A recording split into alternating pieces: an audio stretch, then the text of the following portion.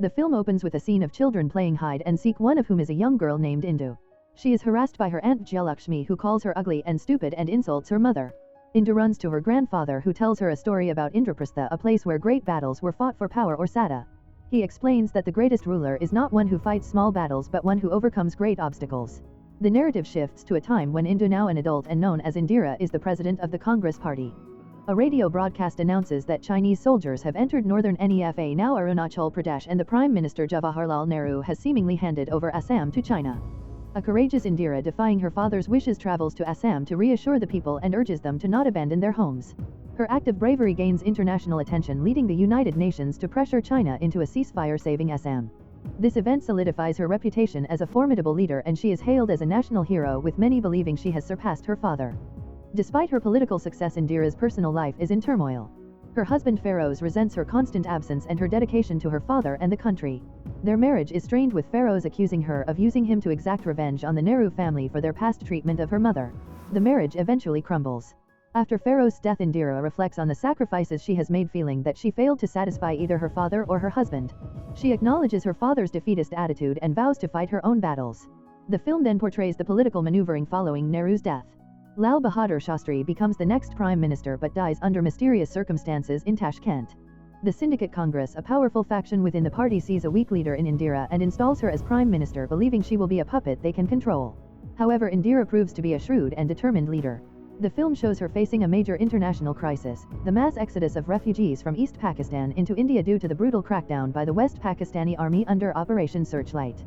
As millions of refugees pour in, Indira's government faces pressure from all sides.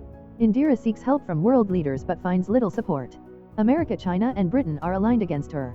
She decides to sign the Indo-Soviet Treaty of Friendship and Cooperation, securing a powerful ally. She then meets with French leaders who, while unable to openly support India, promise neutrality if Pakistan initiates a war. In a tense meeting with U.S. President Richard Nixon and his Secretary of State Henry Kissinger, Indira stands her ground, refusing to be intimidated by American military might. She delivers a powerful speech comparing India's courage to the Vietnamese resistance and asserts that India will not hesitate to act if the world fails to stop the genocide in East Pakistan.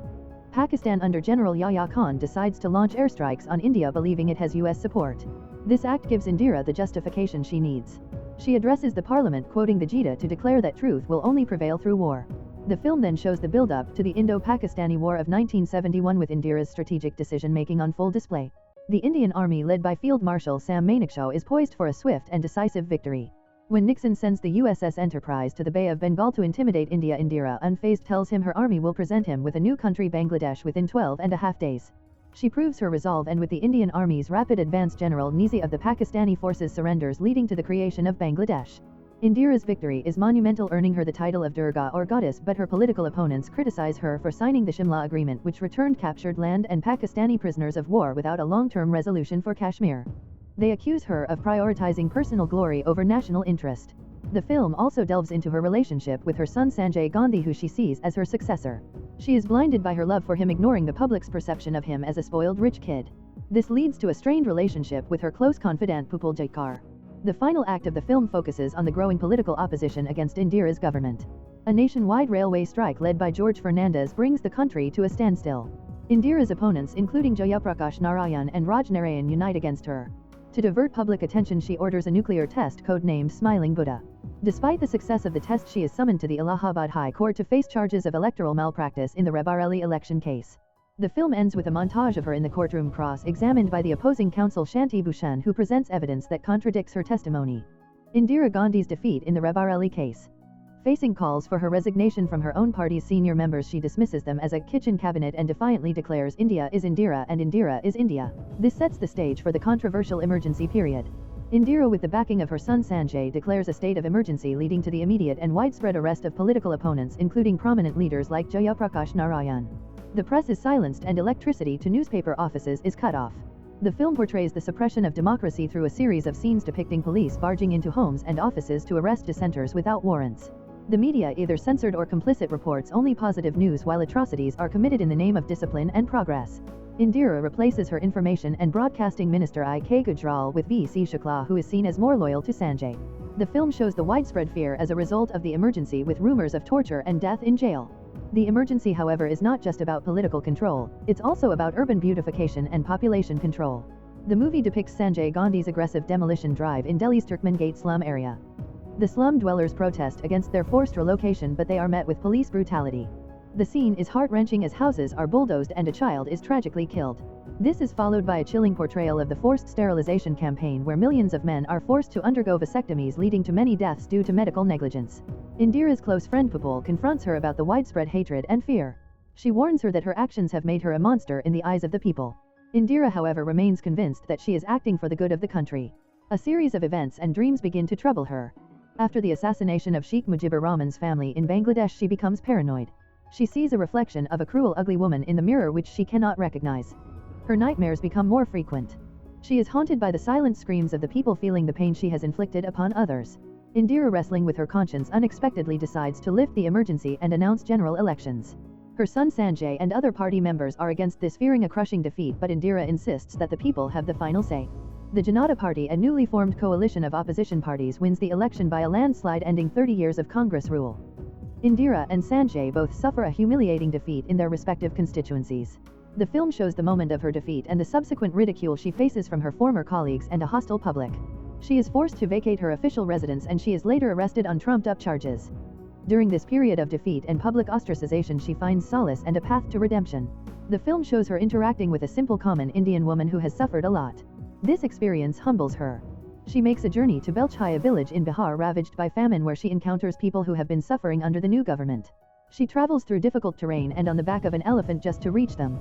The villagers, seeing her selfless act, are moved to tears. They realize that the person they voted for has forgotten them, but the one they rejected has come to share their pain. They vow to bring her back to power. The Janata Party's government is short-lived, as its leaders, including Prime Minister Charan Singh, are more interested in fighting amongst themselves. The public, disillusioned with the new government, once again turns to Indira. The film shows her return to power with a massive victory in the 1980 elections. As she regains her position, she and Sanjay once again have a strained relationship. Sanjay, impatient to rise in the party, feels sidelined by his mother, who now seems to be keeping him at a distance. Their conflict comes to a sudden and tragic end when Sanjay dies in a plane crash while performing aerobatics. His death is a turning point for Indira. She does not shed a tear, saying she has too many responsibilities. She is haunted by the public celebration of his death and her grief is immense. The film shows her final years leading to the Operation Blue Star, which she orders to flush out Sikh militants led by Jarnail Singh Bindranwale from the Golden Temple. This act angers the Sikh community. Despite her security detail advising her to dismiss her Sikh guards, she refuses, stating she cannot separate Sikhs from the rest of India. The film concludes on her last day as she reflects on her love for India, a love that turned into an obsession. In her final speech, she says that every drop of her blood will be of service to the country. The film ends with her walking toward her assassins. As Indira walks toward the gate ready for her documentary shoot, her personal bodyguard Beant Singh draws his pistol and fires into her abdomen. Simultaneously, another guard, Satwant Singh, unleashes a torrent of bullets from his Sten gun. The film depicts the scene in slow motion, the silence of the moment broken only by the sound of gunshots. She falls to the ground, her face calm, as she is immediately rushed to the All India Institute of Medical Sciences. The doctors try their best to save her life, but it is in vain.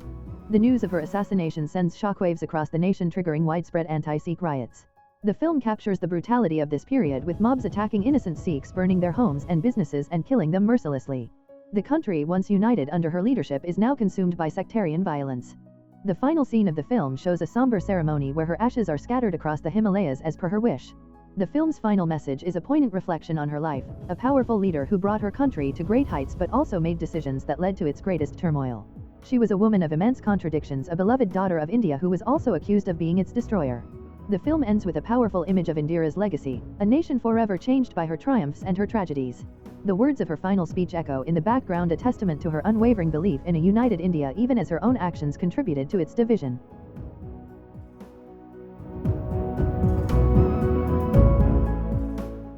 If you enjoy watching this video, then subscribe to Angel Recaps for the latest movies explanation.